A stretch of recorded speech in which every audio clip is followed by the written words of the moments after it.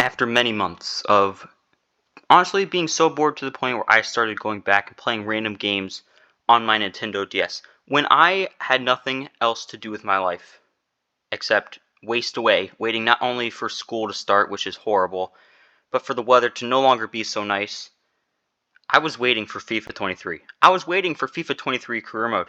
I was waiting patiently. I thought of the idea for this series 3 months ago. I looked up on my phone.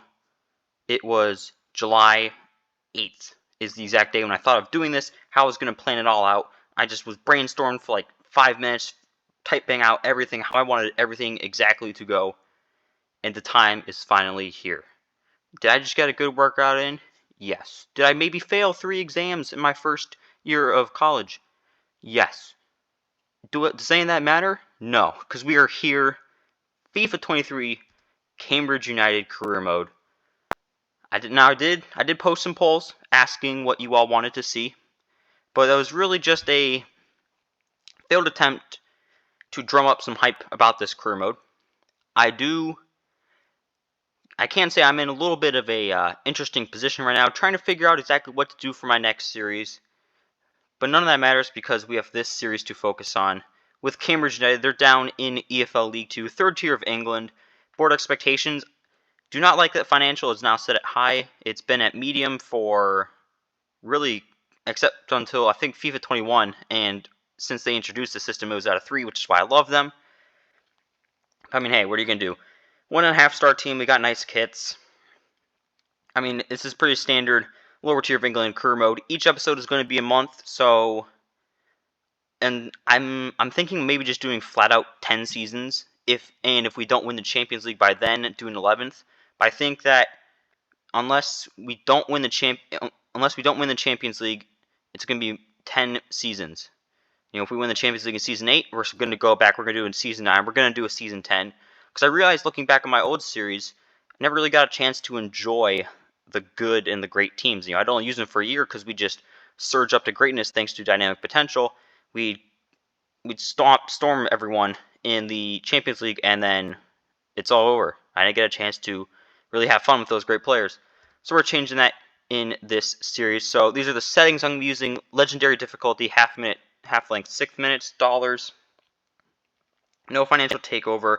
Negotiation strictness loose, because how else are we going to be able to pull off these random transfers from signing guys from their, like 8th best striker at some random Austrian team to turn into a club legend. No international job offers, because honestly, what's the point? But first, we got to meet the team. We got to figure out who all these players are. So, Dimitar Mitov, he's been at the club for a while. They moved on from Burton to stick with Mitov, which is what I always did because I like him a lot better than Burton. We got 3 backup goalkeepers that realistically won't see the field all that much. Left back position, we have a little bit of a battle for a starting spot. We have Harrison Dunk, who is longest tenured Cambridge United player all the way back to 2012. He's very good going forward. He's very much of a technical player. Then we have Hans Strupp, which is a little bit more of a conventional 4-4-2 type of outside back. Good defending, but can always still whip a good ball in. So we're just going to have to see what that evolves into. Center back room is a little crowded for my liking. Okadina is definitely going to be starting. He's younger, he's quicker, and he's stronger than everyone else. Lloyd Jones, don't really know what to make of him just quite yet. Greg Taylor, probably going to get rid of because he is a little bit older and he's not as good as the rest. And Job is just pretty much a backup. And likely to start next, Okadina, is Ibsen Rossi. I mean, he's another younger center back. He's not as good as Lloyd Jones, but that's what potential is for. Right back is, well, we only have one, that's Williams, so he's going to be starting on right back. Then in the midfield, we've got defensive mids in Digby and May. Main 2 starters, we got O'Neill, which is a very good rotation player, with that and Werman as kind of a sporadic squad type player, and Simper, if I really don't think he'll ever really play all that much. Left mid, we got James Brophy. Nothing too special about him, but he's a left-footed player, so we need one of those. And attacking mid is Harvey Nibbs, player that I absolutely love. Have always tried to get him to be good in all of my series, but dynamic potential can only do so much, but maybe that'll be different in this series. And we got McConnell, nothing all that great. Shiloh Tracy is going to be a definite starter. He's very quick, decent dribbler as well, so he'll be starting in the lineup somewhere. Lancaster is probably going to be off the bench. He's also a left-footed player, but it's kind of good to have a guy off the bench. Striker room is quite interesting because we have Smith and Ironside, who are both 66 overalls. Ironside is a little bit older, but I made him be really good in the past, so I have a little bit of bias towards him. But at the same time, Smith is just a little bit slightly better, in my opinion, version of Ironside. Jana is a very young, quick striker, and Okinabire, that's how I'm going to say it, Okinabire. No clue what he's going to be like.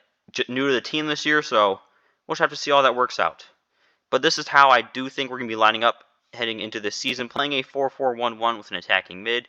So obviously Mitov is going to be in goal. Okadina, Ibsen, Rossi starting at those center back positions. Williams, Dunk on the wings. Digby, May, center mids. Tracy, Brophy, outside mids. Nibs is the attacking mid. Ironside up top. Now this is all subject to change, but in this current moment, this is the team that I think we're going to be going with. Tactically, just wanted to show you guys these. Defensively, balanced defensive style, 50 width, 70 depth. And balanced attacking, 75 with 6 players in the box and obviously 3 and 3 for corners and free kicks. And our first transfer has been made. Well, technically, it's a loan move for Jana. He's going on loan to Damak FC, which I believe is in either India or Saudi Arabia. Don't really know. He's going to be going there for the rest of the year. And I really do have to give credit to FIFA. This little transition thing that they have to show the player being sold looks really good. But like I said, it's going to be monthly crew mode. Normally we don't have games in the first month, but EFL League One does. And no better way to start our series off. Maybe potentially have to see how it all goes. Against our rivals, Peterborough. It's going to be a tough game. No clue. It's my first full game on FIFA 23. I played just under 20 minutes while I was waiting for the game to load, just to kind of see what's new. But yeah, this is the team lining up. We're sticking with that strongest 11. Haven't made any changes. Don't think we'll need to. Here are the highlights. What a start to the game that would have been. They certainly can't come closer than that. Yes, in possession again, and maybe another opportunity developing here.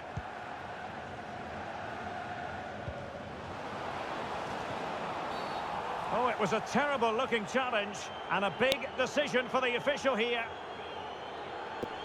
And the early shower, this is going to be a real test. Digby. Good movement. But a good piece of defending to bring it to an end. Now, counter-attacking possibilities here.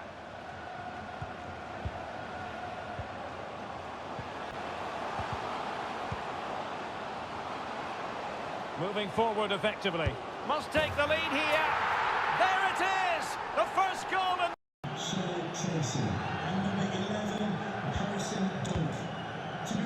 Edwards. Number 14, Jack Lancaster. And number 3, Brandon Holmstrom. James Brophy. And Holmstrom with it. Who can he pick out? And they've done it to square the game once again. Excellent. As clean as a whistle, that challenge. James Brophy. On the attack, is there to be late drama?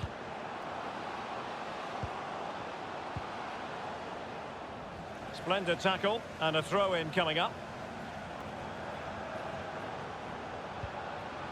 And he has options available. In with a chance. And a goal! How important! What a big moment in the dying embers. Will it prove decisive here? Fuchs. Well, I believe a spot kick award in one of the other games. Let's hear all about it from Alex. Yeah, Exeter City were awarded the penalty. He tried to fall in with his runner, but the goalkeeper was having none of it. Oh, jumping in. They're in a great position here. And a goal! The equal. How can they nudge in front late on here?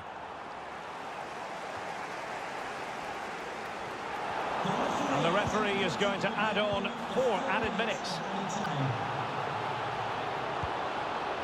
Edwards.